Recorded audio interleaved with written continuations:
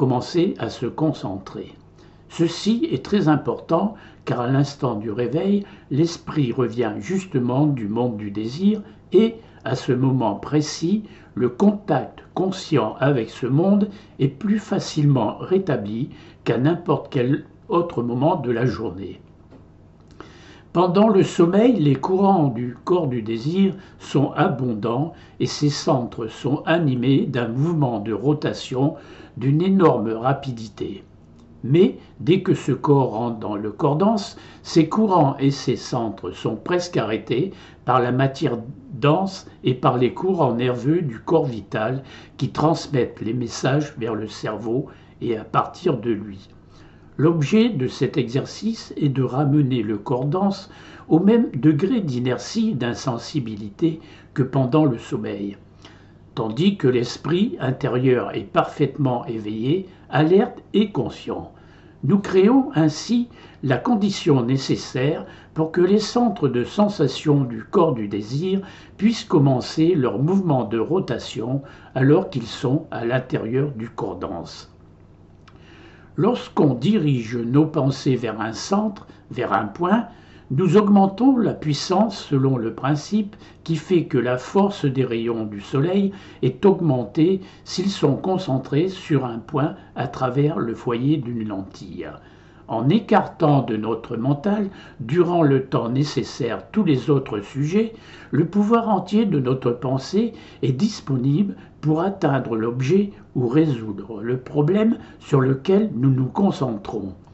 L'aspirant, qui veut développer la vue spirituelle, doit aussi acquérir la faculté de s'absorber dans l'idée sur laquelle il se concentre, de manière à fermer totalement sa conscience au monde des sens et à fixer toute son attention sur le monde spirituel. S'il apprend à le faire, il verra le côté spirituel d'un objet ou d'une idée illuminé par la lumière spirituelle et il obtiendra ainsi une connaissance de la nature intérieure des choses dont l'homme ordinaire ne s'aviserait jamais. Quand il atteint ce point d'abstraction, les centres de sensation du corps du désir commencent à tourner lentement sur eux-mêmes à l'intérieur du corps dense et se font ainsi une place. Cela deviendra de plus en plus net avec le temps et l'effort sera de moins en moins grand pour les mettre en mouvement.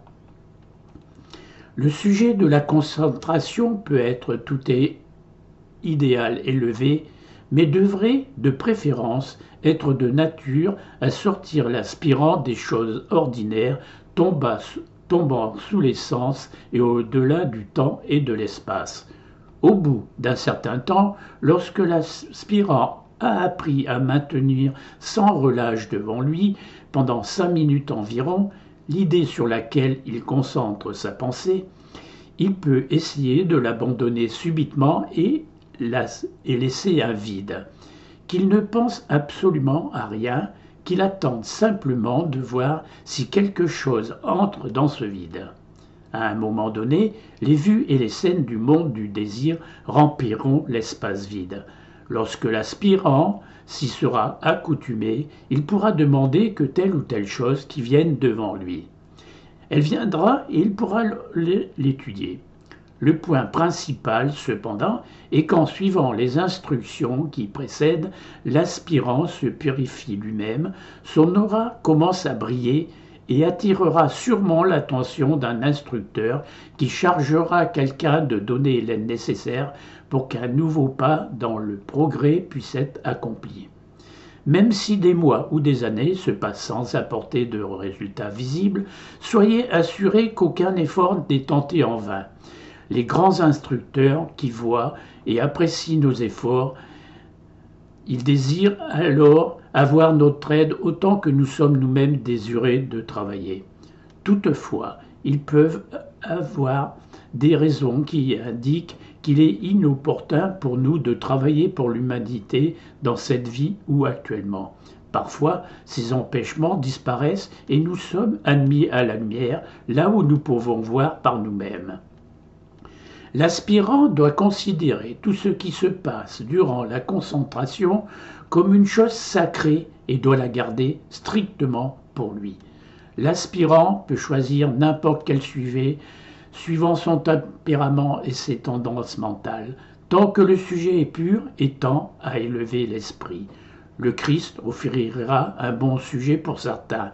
D'autres, qui aiment particulièrement les fleurs, feront plus de progrès en les choisissant comme sujet de concentration. L'objet importe peu, mais quel qu'il soit, nous devons l'imaginer conforme à la réalité dans tous ses détails. Si c'est le Christ, nous devons imaginer un Christ véritable, dont les traits sont mobiles, les yeux pleins de vie, et dont l'expression ne soit ni figée ni morte. Nous devons construire un idéal vivant et non pas une statue. Si c'est une fleur, nous devons dans notre imagination la voir pousser et fleurir.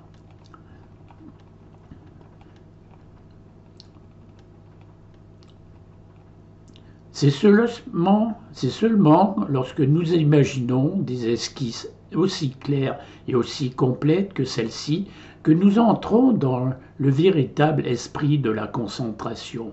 Il ne doit pas y avoir de ressemblance superficielle et vague. Au début, les images formées par l'aspirant n'auront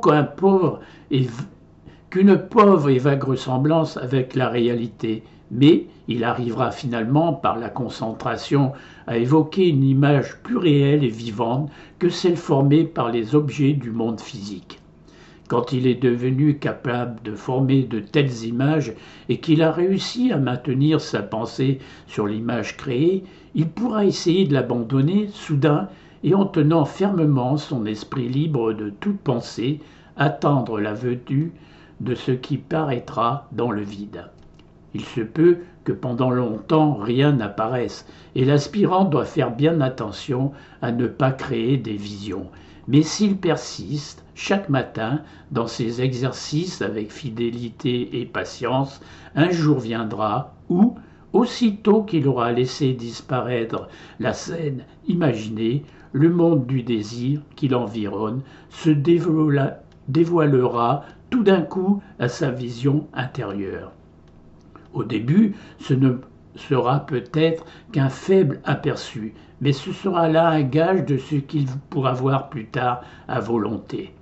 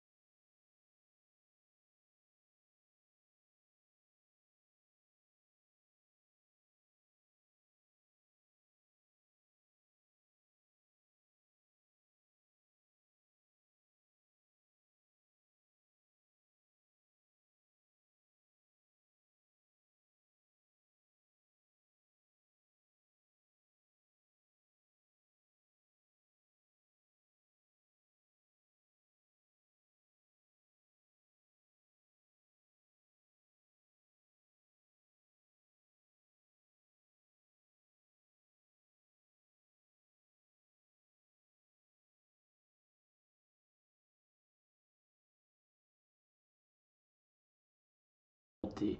Elle s'élève en un volume de plus en plus grand et passe par le chemin indiqué au tableau. Elle traverse le cœur et le larynx, ou l'épine dorsale et le larynx, ou bien les deux. Puis elle passe directement entre le corps pituitaire et la glande pinéale et se dirige vers le point sombre qui se trouve à la racine du nez où siège le veilleur silencieux, l'aspect le plus haut de l'esprit.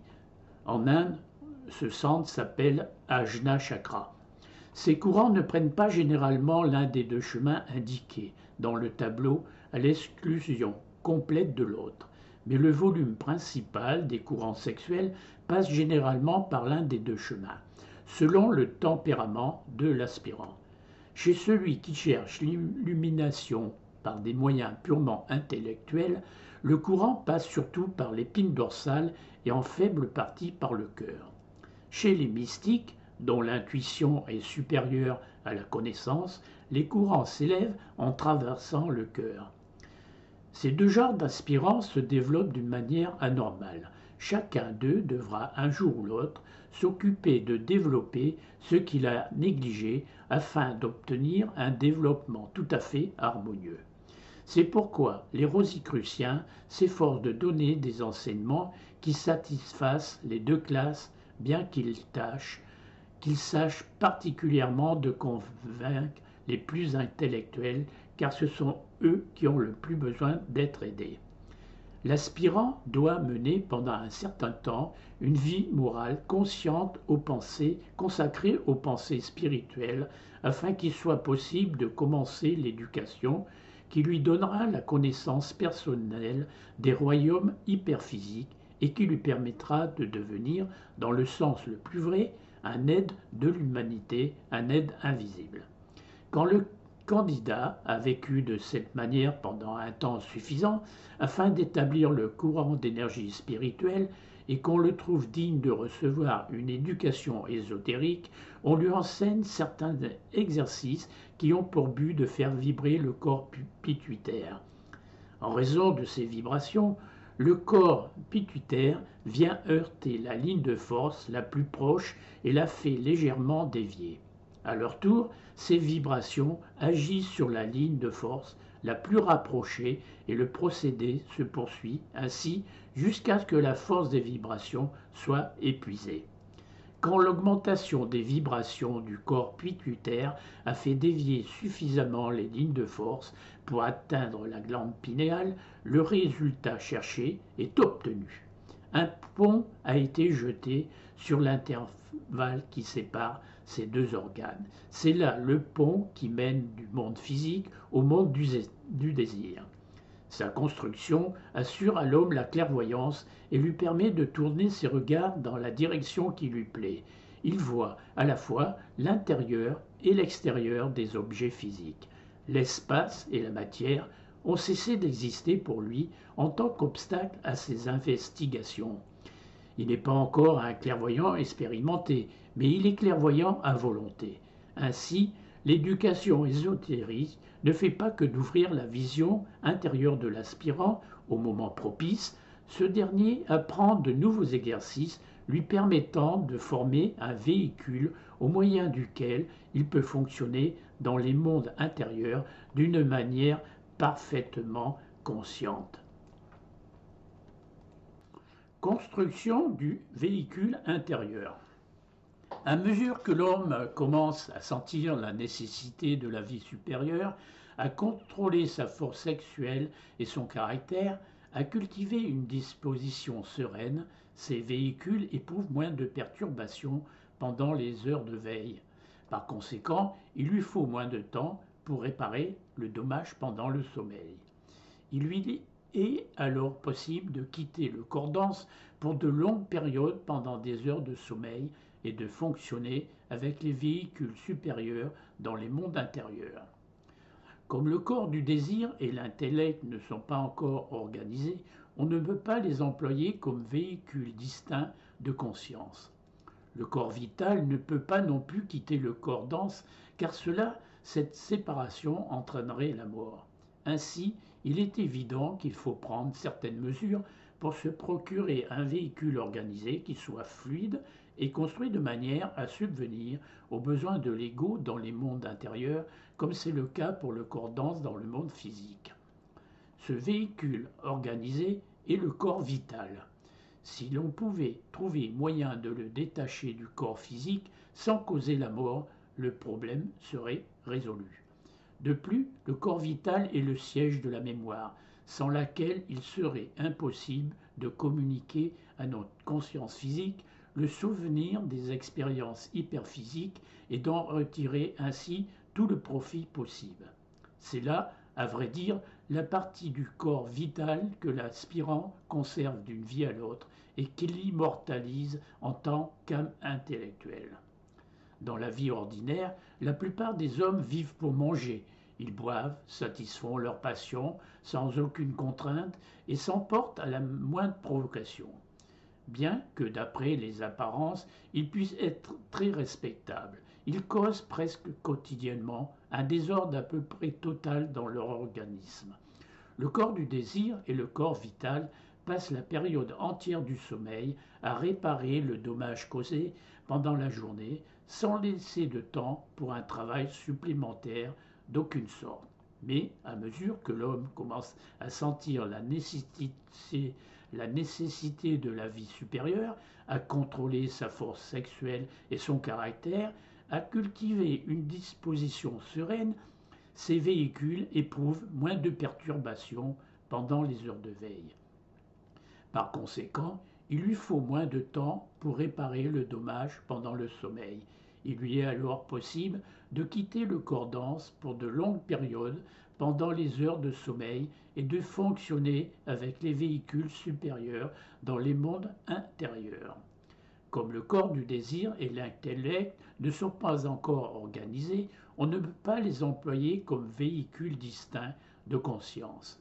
Le corps vital ne peut pas non plus quitter le corps dense, car cette séparation entraînerait la mort. Ainsi, il est évident qu'il faut prendre certaines mesures pour se procurer un véhicule organisé, qu'il soit fluide et construit de manière à subvenir aux besoins de l'ego dans les mondes intérieurs, comme c'est le cas pour le corps dense dans le monde physique. Ce véhicule organisé est le corps vital. Si l'on pouvait trouver moyen de le détacher du corps physique sans causer la mort, le problème serait résolu. De plus, le corps vital est le siège de la mémoire dans lequel il serait impossible de communiquer notre conscience physique, le souvenir des expériences hyperphysiques et d'en retirer ainsi tout le profit possible.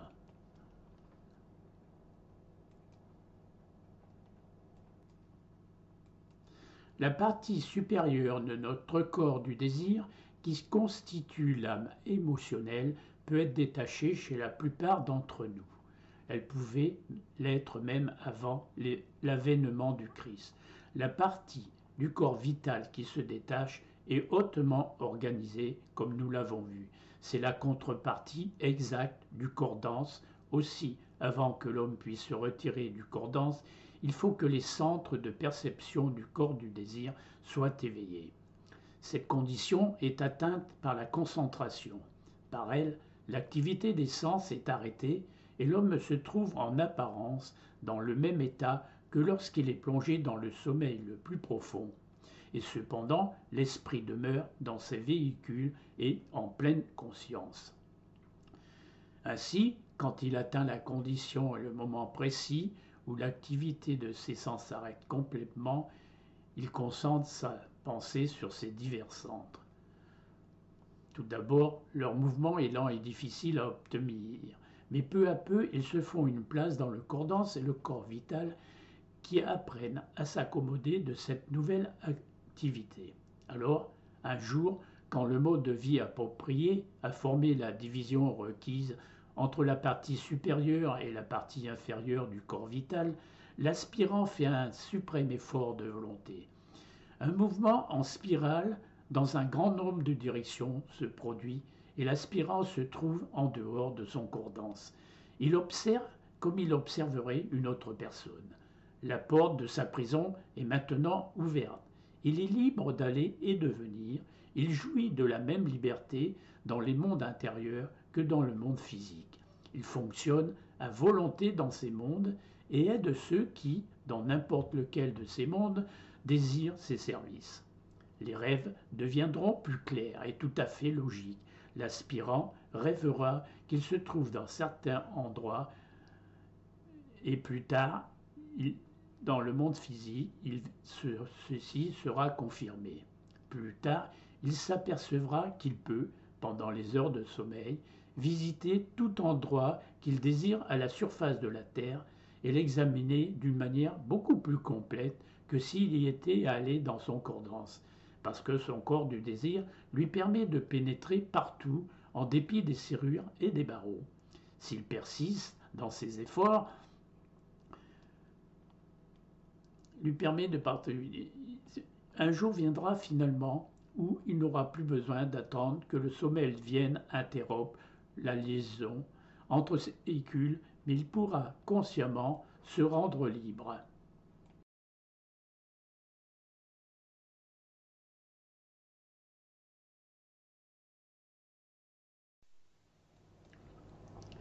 L'exercice du soir. L'exercice du soir, la rétrospection, a une valeur plus grande que toute autre méthode pour faire avancer l'aspirant dans le sentier du progrès. Son effet est tel qu'il permet à celui qui le pratique d'apprendre par anticipation non seulement toutes les leçons de l'existence présente, mais encore des leçons qui sont d'ordinaire réservées à des vies futures.